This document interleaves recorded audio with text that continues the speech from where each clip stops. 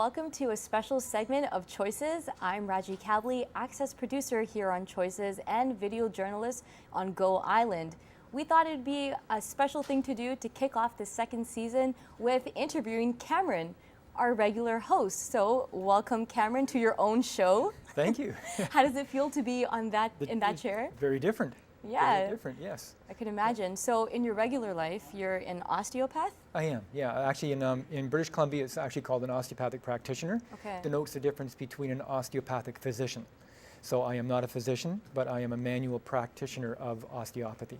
What is osteopathy exactly? That's a hard question to answer. Most of us think of medicine as pharmaceutical based. You take a drug to enact a change in the physiology. Many years ago, practitioners of medicine back then also used mainly manual work. So an osteopath is a manual practitioner of medicine on the body. So I manually work on the body, physically with my hands, to enact changes within the physiology, the structure, the soft tissue, to bring about health. The body has an innate wisdom to heal itself, and that's something that has been taken over by the pharmaceutical industry. If you allow the body to heal, it will. When it doesn't heal, there's usually something wrong in the way of a roadblock, a blockage of blood flow. They're perhaps not eating something properly, they're running too hard. Something's in the way, and my job is to find out what that is and then help them remove it from the equation. And then often the body just starts to heal on its own. I'd like to add also that osteopathy is not long-term. If I'm seeing somebody in the office 5 or 6 treatments later, either I've missed something, they're not doing something at home that's good for them, or we need to bring in somebody else that has other skill sets. What does that look like, let's say, their initial time with you? Like, what does that kind of look like? The initial intake is an hour and 20 minutes. I'll spend a good 20 minutes to half an hour just dialoguing with them. I need to know what the person's all about, what their passions are, what their goals are, what their version of what is wrong is going on. And then I also do a full Western science-based assessment using orthopedic testing. Cool. So let's talk about choices for a sec. Sure. Why did you decide to do the show? You know, I was interviewed here initially on Shaw for a number of times under Jack Epson's show, and I realized that there are a lot of practitioners in the city, in any city, that are doing great work, and it's very hard for them to get their voices out and let the public find out what it is. What does prolotherapy mean? What is live blood cell analysis? You know, you and I have done a few shows now where the practitioner may not have had a chance to really let the public know what's going on, what they can do, and how they can be helpful. And many people are getting a little frustrated with the current system. They're getting tired of taking drugs. They're getting tired of that 8 minutes in the physician's office, and they're looking for something else, but they don't know where to go. I see choices as a part of that solution to that problem, giving people access to information. Okay, but why is it important for people to take that active role in their own healthcare? That's a great question, Rajie, because if you're not actively involved in your health, you're not ever going to have health. If somebody else is taking over for you and prescribing something that you're not even sure what it's doing, then you aren't really an active participant. You're probably not going to get to full health, joyous living, pain-free, the way we're meant to live.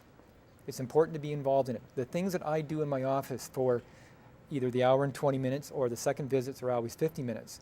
What I do in that 50 minutes is only so good. What the person does with themselves for the next 2 weeks until I see them again, that has huge consequences on them. And if what they're doing is mindless, if they have no idea why they're doing things or how to do things, then I don't care who you are.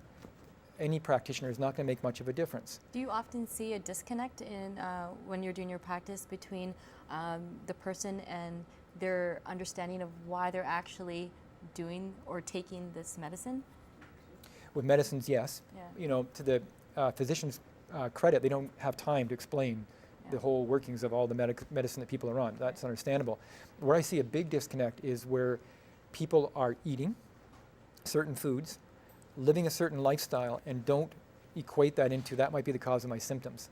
That's part of my job, is to gently point that out, that you may be eating something, you may be doing something that is adding to all of this symptomology, and then how do we back you out of that? Right. So when we talk about choices and health, are we just talking body? No, and we'll have a chance on the show, we're hoping, to bring in some people that are working not just solely on the body, like counselors. We've had one person already who came in and helped us understand emotional eating patterns. So no, we're not talking strictly the body. The mind and the spirit are terms that are commonly used nowadays, mind, body, spirit. I don't think a lot of us know exactly what that means. I've had the opportunity to train in traditional Japanese martial arts and Tai Chi and Qigong for 30 years now. And in those systems, as is also in yoga, if the person sticks to it long enough, they'll start to recognize what it means to connect the mind and the body. You actually can feel that in those modalities. And when you make that kind of connection, then you start to realize my thoughts are having a huge influence on how my body feels or reacts. And then the cool thing of that is you can back your thoughts up and change them if they're not serving you well at that time. And let's face it, a lot of our thoughts aren't. You know, we all have the ego telling us we're not good enough, we're not this, we're not that. And I mean, if you look at the industry right now of dieting, look at all the books out there that are telling us we're eating too much, we're not eating well enough, we're not eating enough raw, we're not eating enough whatever. But it's always a negative connotation. Yeah. And a lot of people are starting to develop a feeling around food that it's not really healthy. Yeah. Well, that you gave me that, Cameron gave me a book to read recently called You're Not What You Eat. And I learned a lot from that book. And one of the biggest things that I learned from that book was chew your food. Simple, isn't it? Something so simple. Yes. Can you talk about chewing your food Sure. and like the digestive part? I went on a 10-day silent retreat.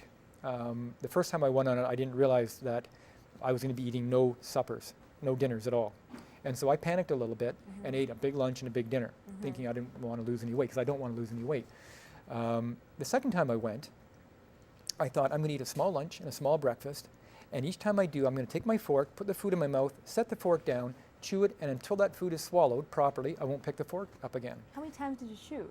Oh, I aim for 30 each time. 30, eh? Now, this was a vegan, vegetarian process, so there was no meat. Okay. But with meat, I try to chew it 50 times.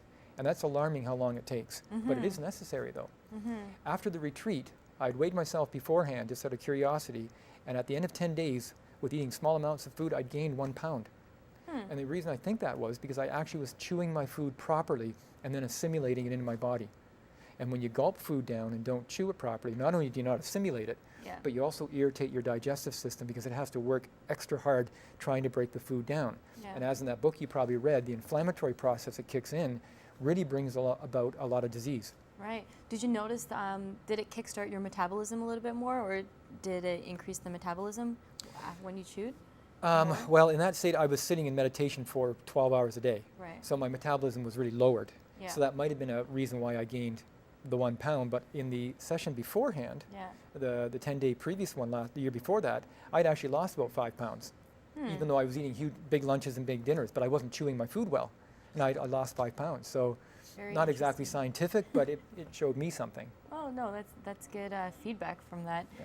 What about Cameron in personal life? What kind of activities do you like to do in the community? In the community? Well, I already mentioned the Tai Chi and the Qigong. I've taught classes in that in the past.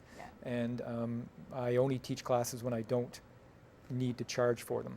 If I have to rent some space and I don't teach. But if I have a space where I can not charge rent or fees, and I teach Tai Chi and Qigong. I'm presently taking waltzing lessons. I've always wanted to learn how to waltz, so I have the opportunity now to do that, and I'm really enjoying it. It's a lot harder than I thought, as are most things. I've been a long-distance runner now for most of my life, and also practicing martial arts as well. And I've actually discovered Indian cooking, and I've taken some classes you and I were talking about. Yes. I've taken some cooking classes in Indian food and also in Japanese food. Nice. So I like to eat well. This is just helping me eat even better. Great. So it's the second season of Choices. Yeah. What do you hope for this season? Anything you're excited about? Anything that you're looking forward to seeing?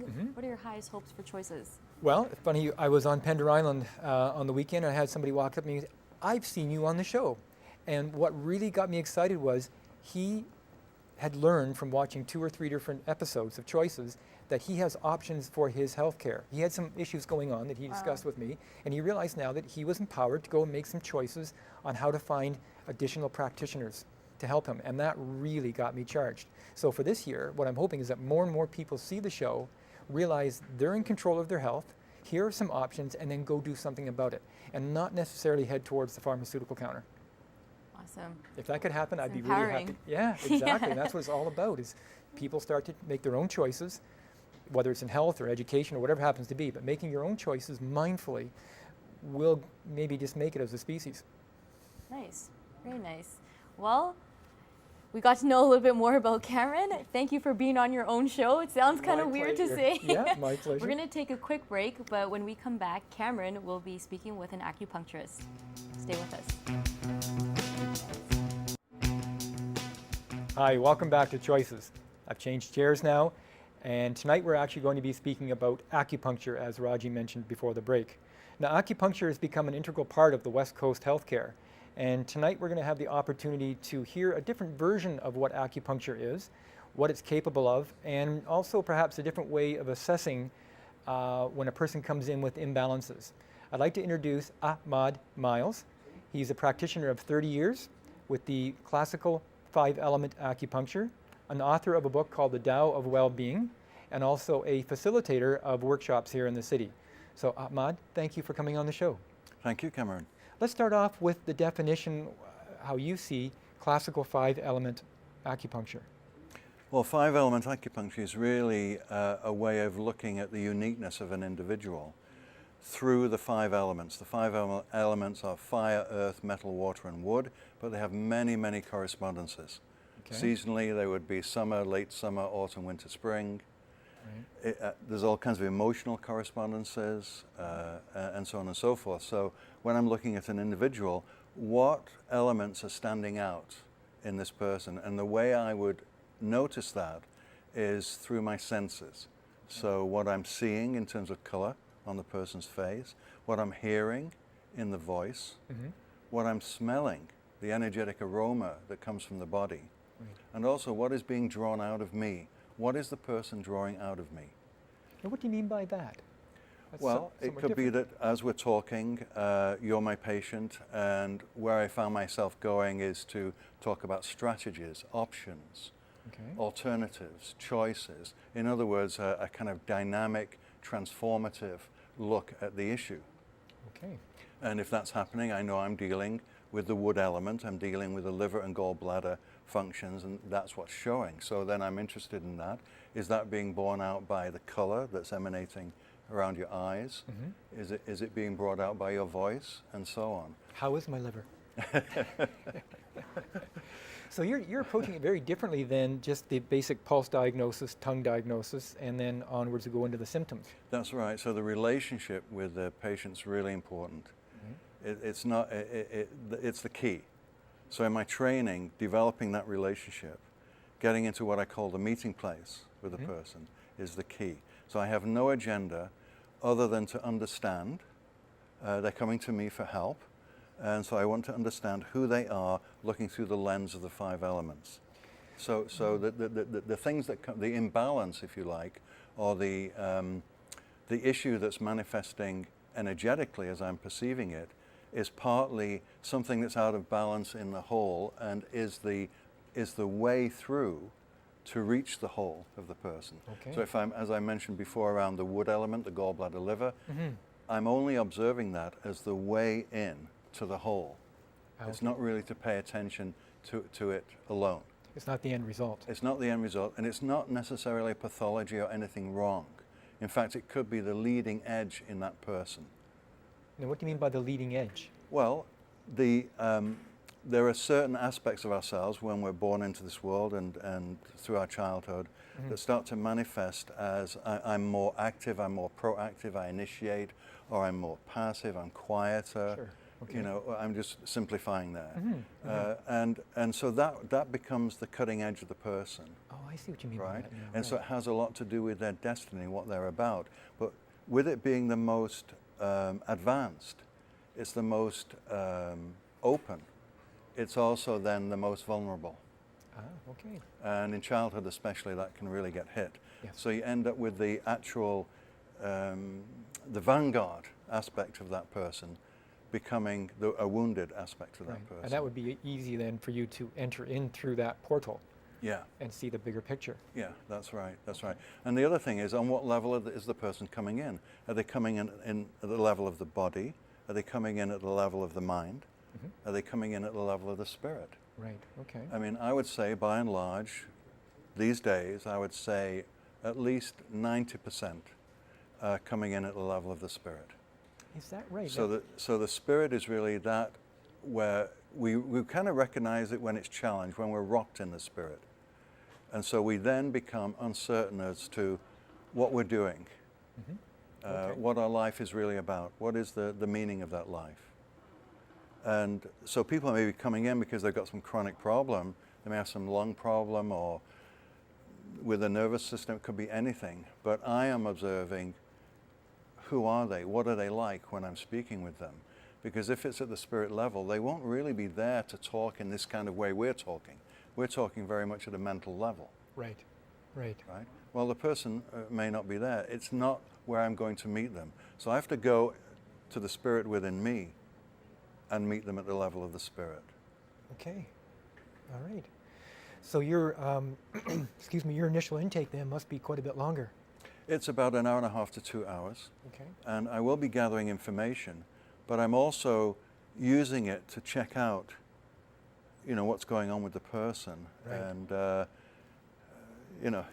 Okay. basically what I'm doing. Tell me a little bit about the workshops that you have going on in James Bay.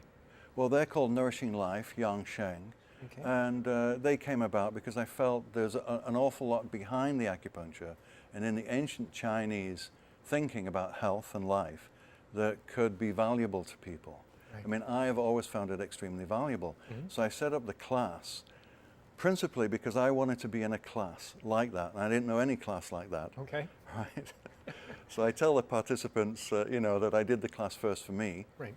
And then secondly for that. So, but it was really an exploration. Is this of interest? Is this of value to people? And how's it going now so far? It's going very well. I mean, this is almost my 4th year. Okay. And so then that led to looking at larger seminar processes. And so I've been doing that in Britain the last few years. Okay. For various reasons, I went to Britain to do that. And I was kind of waiting for my book to be finished. And it's not quite finished, it's on its final edit. Takes longer than one thinks, doesn't it? Yes. Yes. But all's going well, but I thought, no, I want to get workshops going, seminars going. Okay.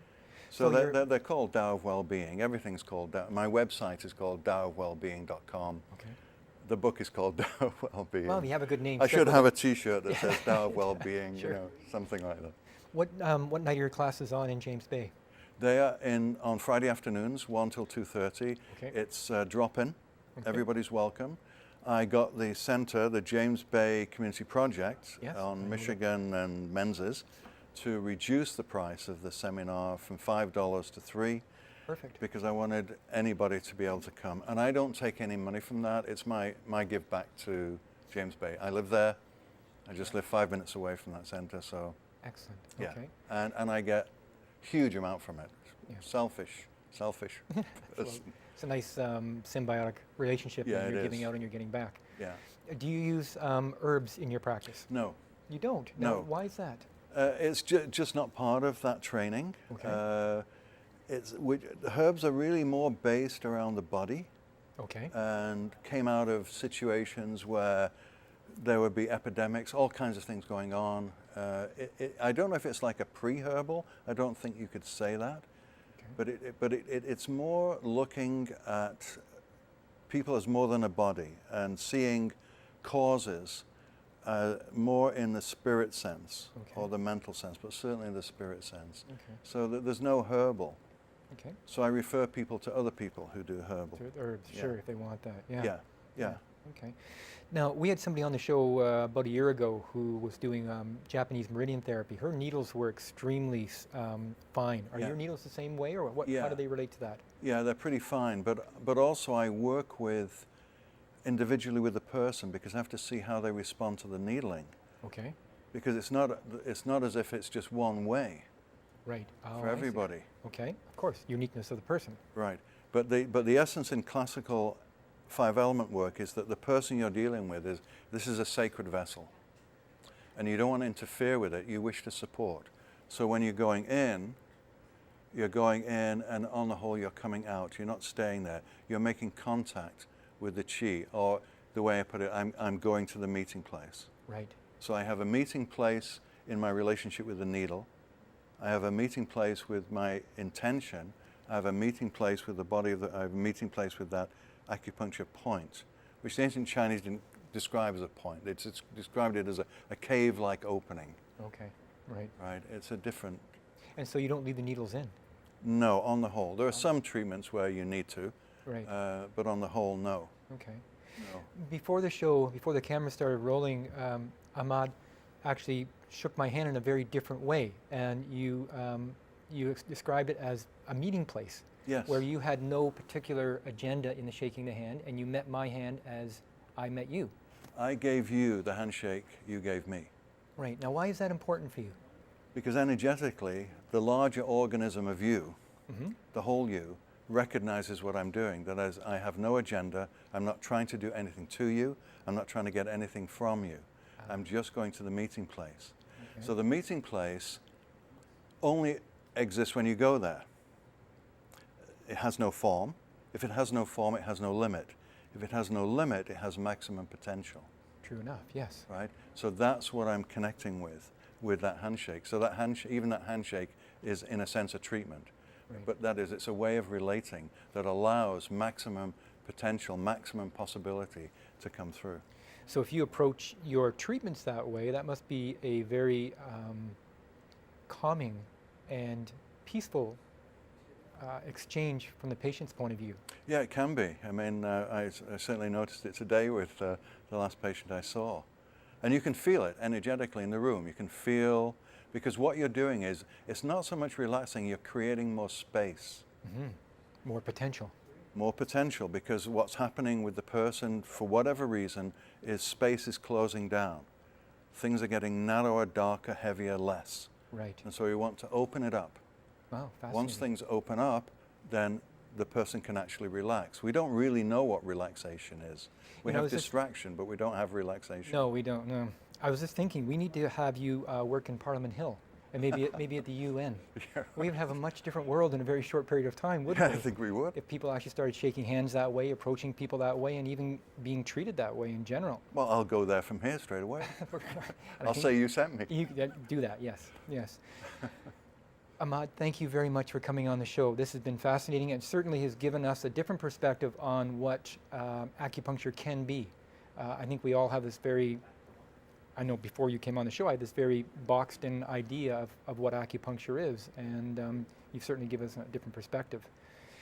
Typically, how long does it take to come in and see you? How booked up are you in advance? I try and see people as soon as possible, certainly within 2 or 3 weeks. Okay. If I always leave a day free, just in case somebody comes along, they really need to see me. Good to know. So I'll always make room for people. Perfect. But I try and keep the weekends to myself. Good, yeah, you need that, yes. Thank you for coming on the show. Very fascinating. Thanks for having me, Cameron. I hope, folks, that has offered you a different perspective on acupuncture. I'd like to thank you for watching Choices on behalf of myself and the crew here at Choices. We hope you enjoyed it. We hope you found it that you found it useful. And on the show coming up next segment, we'll be having a voice therapist, dancer, movement practitioner who uses voice to open up the inner energy of the body. So once again, thank you for watching and have a good night.